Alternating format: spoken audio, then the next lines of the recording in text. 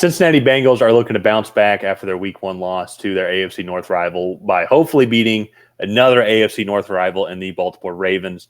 Ryan, Joe Burrow and the Cincinnati Bengals, I think, just had a Week 1 to forget. But if there's ever going to be a performance like that, Week 1 is probably the best week to do it in, because then if you win the championship at the end of the year, no one really cares. So, but a lot of things there's nothing really went right for the Bengals. The only thing I would say that did go right is, from all accounts, looks like no major injuries from the game, so that's a good thing. But on the flip side, though, I bring that up so that we can segue to their opponents.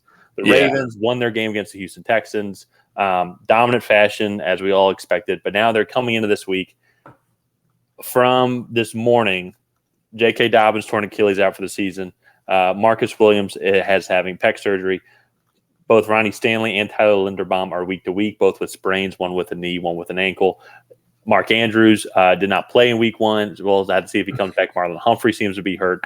Those are all very important players, very important names to this Ravens team. And that is going to be something to monitor, especially the last couple, because they are the ones that supposedly have a chance to kind of fight through some nagging injuries and play in Week 2. But a lot of the first guys are either done for the season or definitely not missing significant time. Yeah, missing significant time.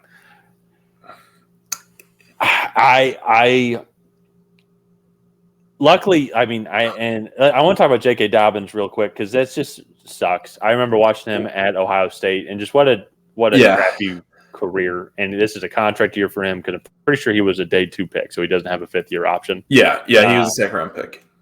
That just is unfortunate. I wish him nothing but the best. I think the entire sports world is really feeling for him. And also, too, it seems like he was in contract talks as well. And they were like, let's have the season play out, and then this happened. So it's really unfortunate. But this is what the Ravens' MO has kind of been like. The past couple of years, just running backs getting injured, and it's the next guy up mentality. Gus Edwards is going to be coming in. Justice Hill he's going to be coming in as well. I think an interesting name to watch as well, Kareem Hunt, who is still a free agent. I think that could be an interesting guy.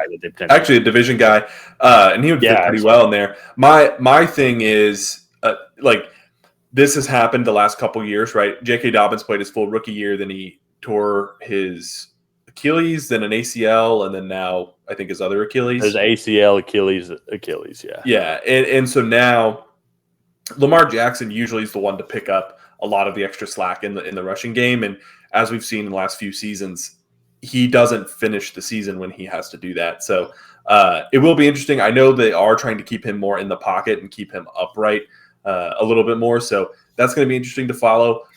I don't think their offense was super successful in the passing game. I know Zay Flowers had a tremendous game with, I think, 9 catches, 78 yards, and then he had 2 rushing attempts for 19 yards, I believe, as well. Yeah. So they were utilizing him a ton. But yeah, I still have a lot of questions about this Ravens team, whereas I think the Bengals, they kind of did this last year too. They started off slow. Yeah, they started off really slow and whatnot. Orlando Brown Jr. is adjusting to the offensive line as well. So that is another thing to kind of keep an eye on. But I don't think that the Ravens really pose a real threat as a dangerous pass rushing team. They have pass rushers that can get after you, but they're not like Eagles or one of those teams where they really pin their ears back and go for it. Okay, you mean on the pass rush? I thought you meant overall. Because I would say, because this I'm expecting this to be a good game. I am going to lean towards the Bengals. I am as well, because I think they played their worst game, so it can only get up. It can only get better from there. And I think the Ravens are just losing Tyler Linderbaum and also Ronnie Stanley as well if they are not able to play. I think that's going to definitely hurt this offensive line, especially who is trying to replace Ben Powers, who left in free agency as well. So I give the advantage to the Bengals defensive front. Still maybe some vulnerabilities in the secondary. It was kind of a tough game to get a good feel on how the new Bengals secondary is doing, just because it was rainy in Cleveland. Even the Browns didn't really even play that well. So it wasn't like they went up against a superior offense that was clicking. And then on top of that, too, I think the Bengals I think will be able to match up decently well, especially too if Marlon Humphreys does not play, as well as Marcus Williams, who is definitely not playing. It looks like he's going to have to have surgery. So I'm going to be leaning towards the Bengals here. I think Joe Burrow's in the home opener. I think he's going to come back and throw more than 89 yards, significantly more than 89 yards. And I think Jamar Chase is going to. I hope so. I have him in fantasy, so I need more than 3.5 points this upcoming week. So no, I'm going to go with the Bengals as well, kind of for the same reasons as you said. But let's go ahead and wrap up this video here. If you guys have not already, please go ahead and like and subscribe. Leave a comment down below on who you think is going to win this week 2 matchup. Is it going to be the Cincinnati Bengals or the Baltimore Ravens? Let us know down below. And other than that, we'll see you guys next time.